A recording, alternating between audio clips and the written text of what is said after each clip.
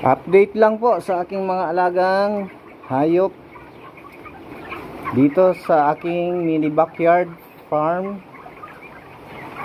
Yan po ang aking mga broiler chickens na 38 days na. Nilapag ko na dyan sa baba.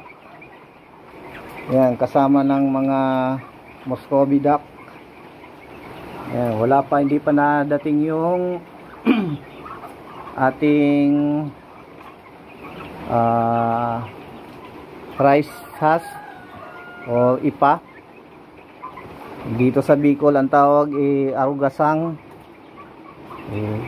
Binaba ko na po yung aking mga malalaking broiler chickens para to give way dito sa mga bagong broiler chickens. Itong aking 2 weeks old na mga broiler chickens na 80 piraso, pero ngayon ano na lang to, 77, may mortality 5. Yan, kasama yung naiilawan na yun, at saka dito yan, dami din yan.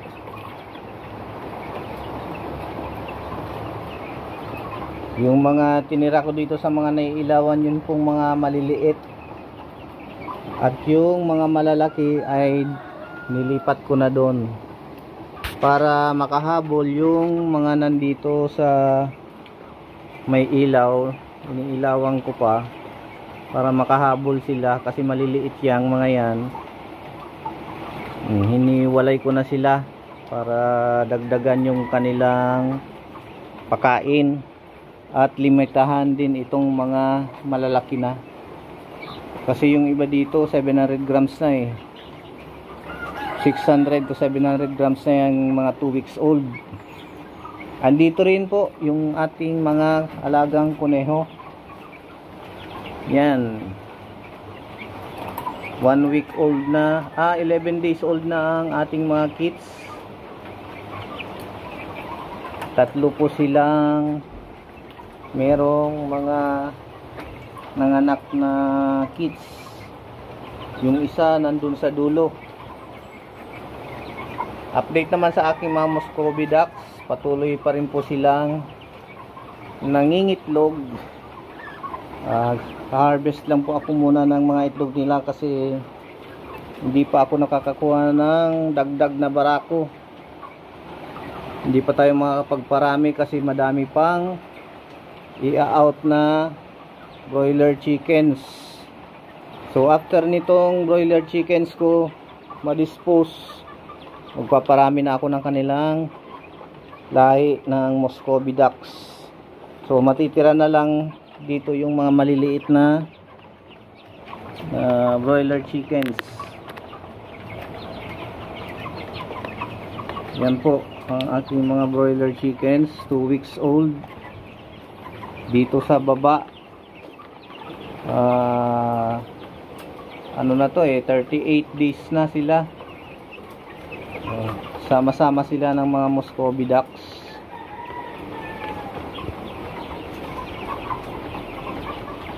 Patuloy pa rin po ang aking vitamins, pero maya-maya pa ako magtitimpla after nila kumain para uhaw na uhaw sila.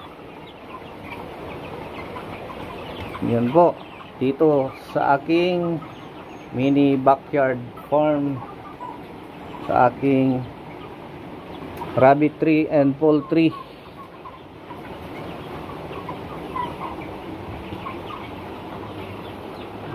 Sama-sama po sila dito sa isang housing.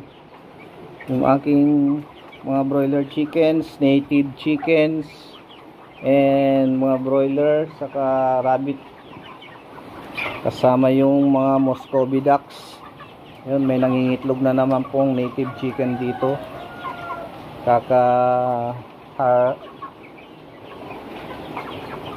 Kaka-harvest lang natin ng mga itlog nila at nilagay ko sa incubator.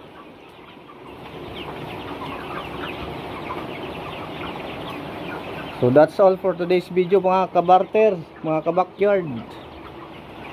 Update lang po ng aking mini backyard farm. At kung bago pa po kayo dito sa aking YouTube channel, ay paki-like naman and subscribe po ng aking munting channel. At pakipindot na rin po ng aking notification bell para updated kayo lagi sa aking mga bagong upload na videos. Maraming salamat po and God bless you all.